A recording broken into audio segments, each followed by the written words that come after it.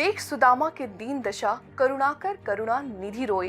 पानी की बारात को हाथ छुओ नहीं, नैनन के जल से पग धोए। सुदामा और भगवान कृष्ण की दोस्ती एक मिसाल है। सुदामा भगवान श्री कृष्ण का परम भक्त था। भगवान श्री कृष्ण जी सुदामा को अपना दोस्त के साथ एक विप्र ब्राह्मण मान करके ही पूजा किया करते थे। इसीलिए सुदामा जी ने श्रापित चना खा करके भगवान श्री कृष्ण पर आने वाली बड़ी बाधा को अपने ऊपर लिए और गरीब होकर के अपना जीवन यापन किया। तब सुशीला के कहने पर सुदामा जी भगवान श्री कृष्ण से मिलने गए। उन्होंने वहां उनकी अपने दोस्त सुदामा की अच्छी आवभगत तथा मेहमानीबाजी की। भगवान श्री कृष्ण जी ने सुदामा की झोपड़ी को एक महल बना दिया तथा एक सुदामा पूरी भी बस गई। सुदामा भगवान श्री कृष्ण से विदा लेकर वापस चले गए तो उन्होंने कुछ भी नहीं दिया। रास्ते में ये सोचते रहे कि अब मैं सुशीला को क्या जवाब दूंगा। भगवान श्री कृष्ण जी ने मुझे कुछ भी नहीं दिया। सुशीला मुझे भला बुरा कहेगी। जब सुदामा अपने घर वापस आए तो देखा कि झोपड़ी की जगह वहां महल बन चुका है।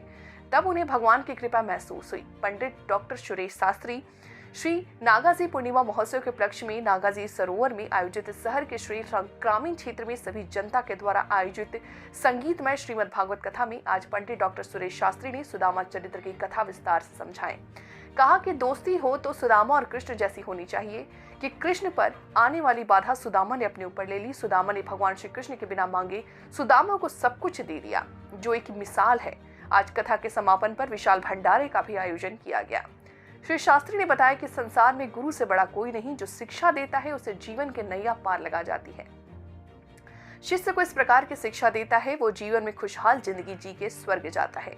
आज प्रायः देखने को मिल रहा है कि गुरु लोग अपने शिष्य को उचित शिक्षा नहीं दे रहे, जो गुरु के लिए गलत है। लोगों को अपने घर पर पुण्य बढ़ा करके, पुण्य पढ़ करके करना चाहिए ताकि प्रशस्त हो, मार्ग उनका प्रशस्त हो।